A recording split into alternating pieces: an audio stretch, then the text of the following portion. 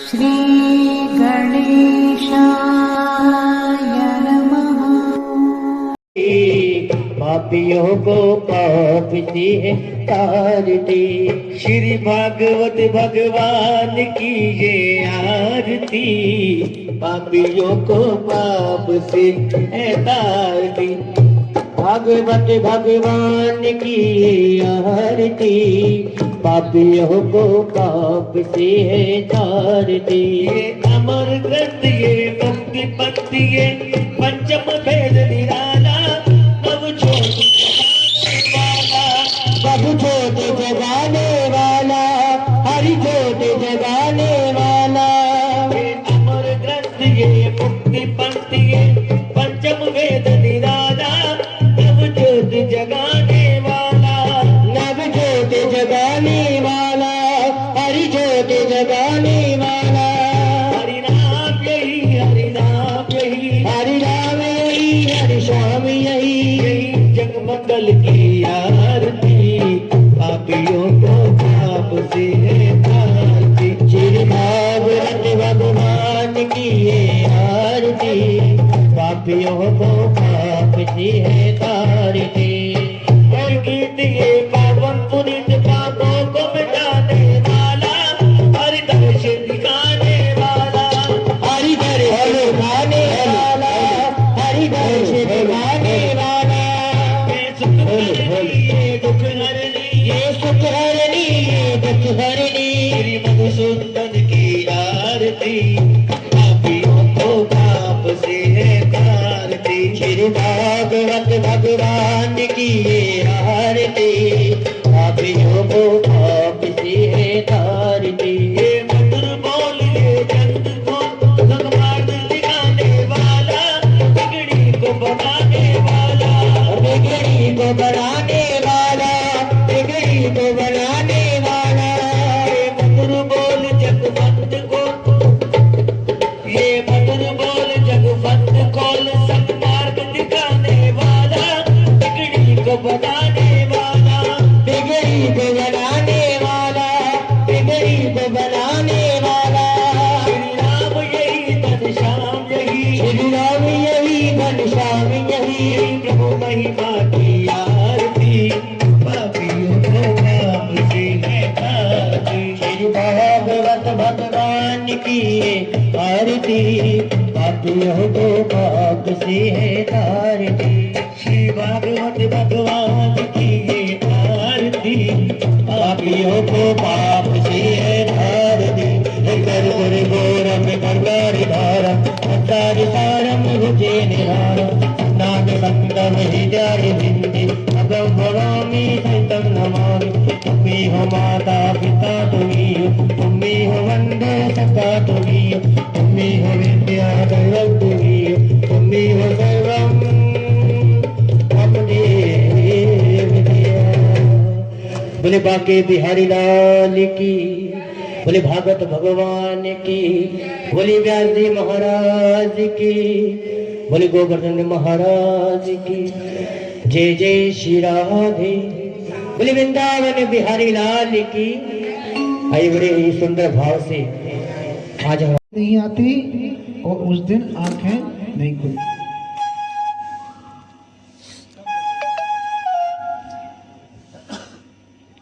लेकिन इन सब व्यवधानों को छोड़ करके, त्याग करके जो लक्ष्य को प्राप्त कर ले,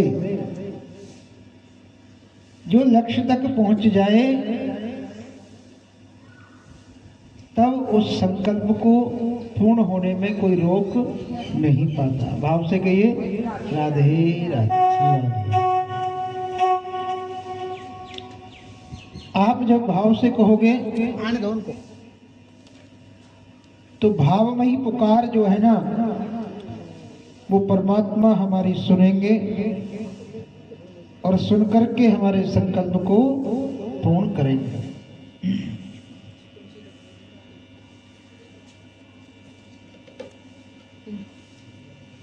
इसलिए हनुमान जी कहते हैं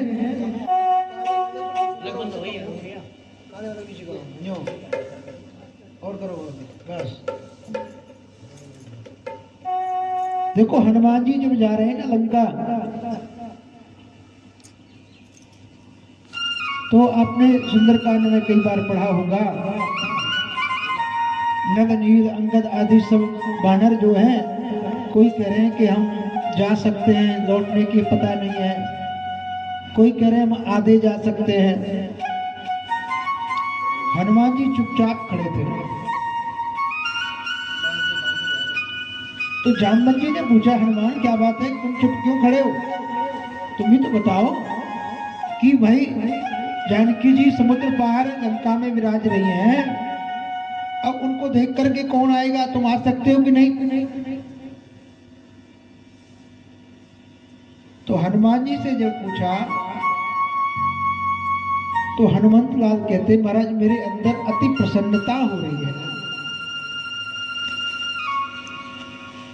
मोहि हर्ष, मुझे अंदर से बड़ा हर्ष हो रहा है, बड़ा आनंदित मैं हो रहा हूं। इससे मालूम चलता है कि ये कार्य मेरे द्वारा ही होना है। भाव से कहिए राधे। तो भगवान जब अनुग्रह करते हैं, भगवान जब कृपा करते हैं, कोई कार्य हमको सौंप दे और उस कार्य को करने में अत्यंत हर्ष जब होने लगे, अत्यंत प्रसन्नता होने लगे, चाहे वो संसारिक कार्य हो, चाहे वो प्रभु का कार्य हो, चाहे वो परोपकार का कार्य हो, चाहे वो प्रतिष्ठा मान आदि का कार्य हो, उसमें प्रसन्नता होने लगे तो समझ लेना अब लक्ष्य तक जाने ही वाले हैं। भाव से कहिए राधे राधे राधे। इसलिए व्यवधानों से हमें विचलित नहीं होना है। ये व्यवधान किसी भी प्रकार के आते रहें, उनसे हम विचलित नहीं हो सकते। कल कथा में हमने बड़ा सुंदर प्रसंग स्मरण किया। नारद बाबा ने पूछा था, बोले महाराज एक बात बताओ, परोपकार करने वाला मातृवृत्त सेवक हो, समाज का सेवक हो, गाय सेवा करने वाला हो, गाय सेवा करने वाला हो, ऐसा व्यक्ति जो है भागवत कथा सुने और तर जाए तो फिर उसका कोई बहुत बड़ा महत्व नहीं है। क्या उसका महत्व है? क्योंकि माता पिता की सेवा करने वाला तो स्वयं तीर्थ हो जाता है। जो अपने संबंधों को सुचिता से जीता है वो तो स्वयं पवित्र हो जाता है। पवित्रता की को क्या बात भैया, उसके लिए तो परमात्मा जो है अपने आप सामने खड़े रहते हैं। आपने एक भक्त के बारे में सुना होगा, एक भक्त माता पिता का बड़ा भक्त, प्रातः से रात्रि पर्यंत जो दिनचर्या है, हर क्षण हर पल उस दिनचर्या को विधिवत रूप से पालन करते हैं। परमात्मा एकदम प्रसन्न हुए, उसको जानने के लिए आए। क्या कर रहे थे ये भक्त? माता पिता का चरण वंदन कर रहे हैं, उनके पैरों को दबा रहे हैं। बाहर से भगवान ने आवाज लगाई, ओ भैया भगत, मैं आया हूं, अरे आकर के मुझसे मिल लीजिए। मैं आया हूं, मुझसे आकर के मिल लीजिए। क्या किया उस भगत ने पता है? एक पास में एक ईंट का रोड़ा पड़ा था, एक ईंट पड़ी हुई थी, वहां से फेंक दी। बोले महाराज इस पर विराजमान हो जाओ, मैं माता पिता की सेवा करके पुण्य करके आपसे मिलूंगा। तो वहां पर भगवान उस ईंट पर विराजमान है, क्योंकि मात्र पितृ भक्त के लिए भगवान भी प्रतीक्षा करते हैं। तो कल प्रसंग में हमने सुना, जो माता पिता का भक्त है, संबंधों को सुचिता से जीता है, वो तर जाए तो क्या बात है। तो बोले महाराज कौन तर जाता है?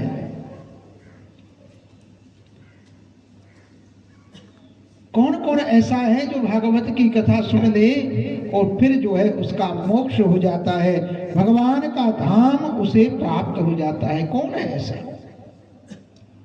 तो बड़ी सुंदर बात कही कि ये मानवा पाप कृतस्तु सर्वदा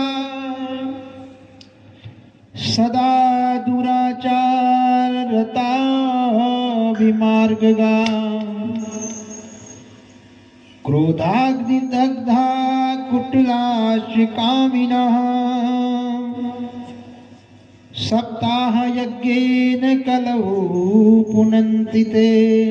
बड़ा सुंदर दिव्य श्लोक है भैया ये मानवा पाप कतस्तु सर्वदा। कल भी मैंने इसकी चर्चा की। देखो, जाने अनजाने में जीव का स्वभाव है दुष्ट, जाने अनजाने में बहुत से पाप हो ही जाते हैं।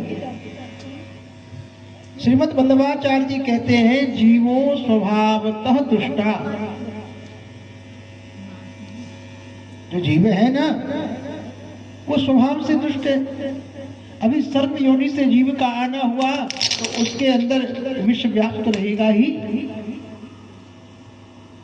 किसी अधम योनि से आना हुआ है तो उसके अंदर ऐसी प्रवृत्ति रहेगी ही।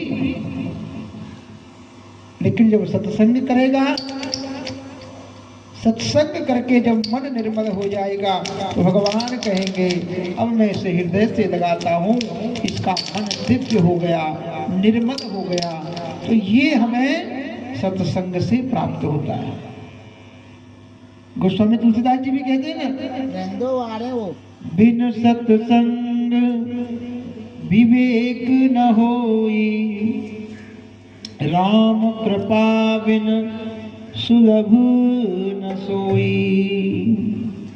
सत्संग से हमें विवेक प्राप्त होता है। क्या क्षीर है, क्या नीर है, क्या ग्रहण करने योग्य है, क्या त्यागने योग्य है, ये जो विवेक प्राप्त होता है वो सत्संग से होता है। सत्संग का तात्पर्य क्या है? ध्यान देना, मंदिर में कथा सुन लेना, कथा टीवी में मोबाइल पर सुन लेना ही मात्र सत्संग नहीं है।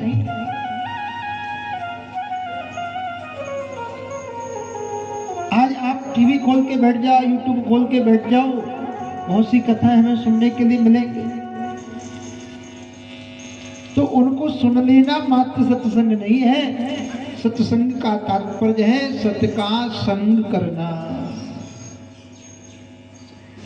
संग अगर किया है सत्य का तो ही सत्संग है। सुन लेना तो मात्र ऐसा है जैसे कोई छोटे से बालक को स्कूल भेजना चाहे तो कभी जाता नहीं है, कभी कुछ व्यवधान करता है, तो ऐसे हमने भेज दिया। पूर्ण प्राप्ति कब होगी? जब सत्य का संग करेंगे। और सत्य का संग करने पर वो हमें तब प्राप्त होगा जब राम की कृपा होगी। राम कृपा बिन सुलभ न सोई। राम कृपा होगी तो ही वो सुलभ हो पाएगा, तो ही हमें प्राप्त हो पाएगा।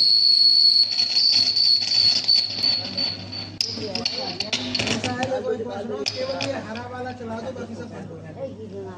केवल ये हरा वाला चला दो, बाकी सब चल रहा है। हरि हरि हरि हरि।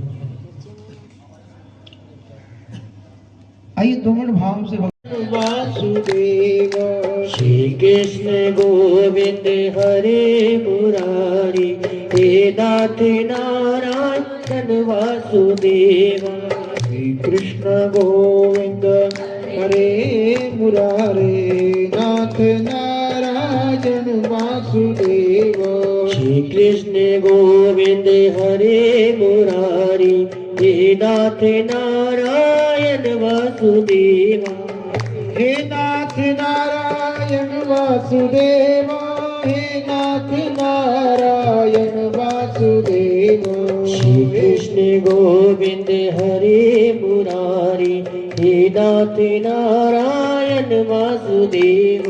श्री कृष्ण गोविंद हरे मुरारी, नाथ नारायण कृष्ण गोविंद हरे मुरारी हे नाथ नारायण वासुदेव हे नाथ नारायण वासुदेव हे नाथ नारायण वासुदेव श्री कृष्ण गोविंद हरे मुरारी हे नाथ नारायण वासुदेव हे नाथ नारायण वासुदेव हे नाथ नारायण वासुदेव बोले कृष्ण कन्हैया लाल की जय हो। तो भगवान बोले क्या दे दे? बोले मेरी तो समझ में नहीं आ रहा प्रभु, आप देना चाहते हैं ना तो ये दे दीजिए। जेहि विद होय नाथ हित मोरा करहु सुबेग तास में तोरा। जिसमें मेरा हित हो, जिसमें मेरा कार्य सफल हो, ऐसा आप मुझे दे दीजिए। अगर मैं साधन मांगू, मैं कुछ वस्तु मांगू, क्या पता आपकी सामर्थ्य बहुत है मैं कम मांग लूं। भगवान से भी मांगना तो क्या मांगना, परमात्मा से मांगना है तो प्रभु इतना ही दे दीजिए कि आपके जो चरण कमल है, आपके जो हस्तक कमल है, आपका जो मुख कमल है वो मेरे मस्तक पर विराजमान हो जाए, ऐसी कृपा कर दो। और भगवान ने ऐसी कृपा कर दी तो सब कुछ प्राप्त हो जाता है। भाव से कहिए साधे। भगवान की कृपा हो गई तो फिर क्या बाकी रह जाता है? जहाँ पर कृपा राम की होई ता पर कृपा करें सब कोई। इस पर भगवान की कृपा हो जाए फिर उस पर सब कृपा करते हैं। पड़ोस में समाज में आप देख लीजिए, जैसे कोई बूझने वाला नहीं है, जहाँ उसकी प्रतिष्ठा हो जाए तो लोग पीछे पीछे लगे डोलते हैं। पहले कोई मिलने को पूछने को तैयार नहीं है, फिर पीछे पीछे घूमते रहते हैं कि जा पर कृपा राम की होई ता पर कृपा करें सब कोई। उस पर सब कृपा करते हैं और भगवान की कृपा आ जाए ना तो फिर सब स्वतः ही मिल जाते हैं। एक विवाह योग्य बेटी ने अपनी माँ से कहा, माँ मेरा मन होता है कि मेरी एक सास हो, एक ससुर हो, एक देवर देवरानी जेठ जेठानी ये सब हो है? तो माँ कहती है कि इन सबको कहाँ लाएंगे, इन सबको थोड़ी ढूंढेंगे। सास ससुर देवर देवरानी जेठ जेठानी इनको थोड़ी ढूंढते हैं। क्या ढूंढते हैं? वर ढूंढते हैं। वर मिला और वर के साथ वर्ण हुआ तो सास ससुर देवर देवरानी जेठ जेठानी सब खुद ही आ जाते हैं, उनको लाना नहीं पड़ता, वो खुद ही आ जाता है। ऐसे ही वर्ण परमात्मा के साथ हमारा हुआ, भगवान के साथ हमारा वर्ण हुआ जीव का, तो ये सब साधन, ये सब यज्ञ प्रतिष्ठा आदि जो जो आवश्यक है भगवान स्वतः ही हमें प्रदान कर देते हैं। इसलिए सूत जी महाराज कहते हैं अहेतु की भक्ति भगवान को जो है करना जीव के कल्याण का साधन बन जाती है। शौनकादि ऋषियों ने प्रश्न किया, बोले महाराज एक बात बताओ, ये भागवत जी का प्रारंभ कैसे कहां पर हुआ? तो कहते हैं देखो वेद व्यास जी हैं भगवान के अवतार, उन्होंने जो है अनेक अनेक ग्रंथों की रचना की है। 17 पुराणों की रचना की, महाभारत जैसा ग्रंथ उसकी रचना करी। एक वेद था पहले ऋग्वेद, उस वेद के 4 भाग किए और उनके नाम हुए ऋग्वेद, यजुर्वेद, अथर्ववेद और सामवेद। 4 नाम हुए। इतना समाज पर उपकार करने के बाद भी मन में बैठे बैठे बड़े उदास हो रहे हैं, बड़े उदास हो रहे हैं। तो नारद बाबा आ गए। देखो नारद जी ऐसे संत हैं जिसको एक बार नारद जी मिल गए उसको भगवान जरूर मिलते हैं। भाव से कहिए राधे राधे। नारद जी जिसको मिल गए उसको भगवान जरूर मिले हैं। तो नारद बाबा आ गए तो प्रणाम किया, पूछने लगे व्यास जी क्या बात है, क्यों उदास हो रहे हो? बोले महाराज मेरा मुझे मन में ऐसा लग रहा है कि जिस कार्य के लिए मैं आया था वो पूरा नहीं हो पाया। संसारी जनों को अनेक अनेक नियम, क्या धर्म है, क्या कर्म है, क्या विधि है आदि का निरूपण मुझे करना था। मैंने अनेक अनेक पुराणों में वो सब किया, फिर भी मुझे संतुष्टि नहीं हो रही। मुझे लग रहा है कि कुछ ना कुछ अभाव रह गया, कुछ ना कुछ कमी रह गई, मैं उसको पूर्ण नहीं कर पाया। तो नारद जी ने कहा बाबा आपने जो है ना अनेक अनेक पुराण आदि में दान धर्म क्या है, राज धर्म क्या है, वर्ण धर्म क्या है आदि आदि का बड़ा सुंदर निरूपण किया है, लेकिन भगवान की भावमयी भक्ति, प्रेममयी भक्ति, भगवान की लीलाओं का वर्णन नहीं किया। कहे गीता में भगवान कह रहे, श्रीमद् भगवद गीता में भगवान कहते गहना कर्मणो गति ही, कर्मों की गति बड़ी गहन है। आजकल आप किसी से वार्ता करो तो कहने लगेंगे, बोले महाराज कर्म ही पूजा है, कर्म ही पूजा है, सहज में कह देते हैं। लेकिन आप उससे पूछो कर्म क्या है? तो बता पाएगा? फिर वही बताएगा हम सुबह उठ के चले जाते हैं ड्यूटी, फला आदि आदि जो कार्य करते हैं वही कर्म है। क्या उसी से कार्य पूर्ण हो जाएगा? है? अब कोई चोर जो है चोरी करने जा रहा है, वो भी कहे कि हम कर्म कर रहे हैं, तो क्या सही है? कसाई है दिन भर काटता रहता है, वो कहे हम कर्म कर रहे हैं, तो सही है? कर्म ही पूजा नहीं है भैया, धर्म से युक्त जो कर्म है वही पूजा है। अगर कर्म में धर्म नहीं होगा तो वो तो पाप हो जाएगा, वो कर्म हो जाएगा। अगर उसमें धर्म नहीं जुड़ा है, सत्यम वद धर्मम चर, ये जो वेद की आज्ञा है, उपनिषद की आज्ञा है, इनका अगर पालन नहीं किया तो मन मर्जी का कर्म करने से वो पूजा नहीं हो सकता। आप चले गए ड्यूटी आदि है वहां चले गए, आपने वो देखा, लेकिन एक ड्यूटी माता पिता की घर में है? आपका एक जिम्मेदारी घर में परिवार की है, माता पिता आदि की है, समाज की है, उसकी उस कर्म का क्या? इसलिए मन गणंत कर्म बात कहने मात्र से कल्याण नहीं होता। वेद व्यास जी बड़े दुखी हो रहे थे, तो नारद बाबा ने कहा महाराज आप भगवत गीता का गुणानुवाद करो। तो बोले महाराज मैं तो नहीं कर सकता, अब तो वृद्धावस्था हो गई। तो कहा नहीं, संत कृपा करें तो फिर अवस्था का भी दोष नहीं रहता। अपना उदाहरण नारद जी ने दिया, कहते हैं मैं पूर्व जन्म में एक दासी का बेटा था, संत कृपा हुई, ऐसी कृपा हुई, साधु की संतों की सत्संग की ऐसी कृपा हुई कि मैं ब्रह्मा का पुत्र बनके, भगवान का प्रिय बनकर के, नारद बनकर के प्रकट हुआ। मेरा पूर्व जन्म, नारद जी कह रहे हैं, एक दासी का मैं बेटा हूं। मेरी माँ जहां तहां घर घर जा करके सबके साथ जो है हाथ बटा करके कार्य करके वहां से जो प्राप्त होता उससे लालन पालन हो रहा।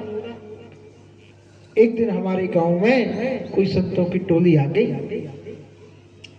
जो साधु हैं, जो महात्मा हैं, जो संत हैं, भगवत प्रेमी हैं, निर्विकार हैं, काम क्रोध लोभ ईर्ष्या आदि से जो दूर हैं, ऐसे जो संत हैं उनका एक संगठन आया और गांव में भजन कीर्तन करने लगा। एक चतुर्मास होता है, देव शयन से लेकर के देव उठान एकादशी तक उसको चतुर्मास कहते हैं। उन 4 महीने में संत बहुत घूमते नहीं है, क्योंकि 4 महीने बारिश के हैं, उनमें बारिश होती है तो अनेक कीड़े आदि रहते हैं, पैरों से मरेंगे, एक जगह स्थान पर बैठ जाते हैं, वहीं बैठ करके भजन आदि करते। तो नारद बाबा ने निवेदन किया कि मैं वहां संत आ गए तो मेरी माँ वहां गाय आदि की सेवा करने लगी। 4 महीने कब निकल गए पता ही नहीं चला। किसी भी कार्य को करने में जब प्रेम होता है ना, किसी भी कार्य को करने में जब समर्पण होता है, उसके प्रति निष्ठा होती है, तो फिर समय का भान नहीं रहता। पढ़ने वाला कोई विद्यार्थी हो, उसको पेपर की तारीख साथ ही नजर आती है कि बस आने ही वाली है। पढ़ने वाला हो तो, और पढ़ने वाला ना हो, समय निकालने वाला हो, उसे बड़ी दूर लगती है? क्योंकि जो पढ़ने वाला है, जो अध्ययनरत है, चाहे विद्यार्थी है, चाहे वो किसी कार्य में है, उसमें अध्ययनरत अगर है तो फिर उसे समय का भान नहीं रहता है। तो नारद बाबा ने देखा कि 4 महीने निकल गए, संतों के साथ बैठ करके भजन कीर्तन स्मरण अध्ययन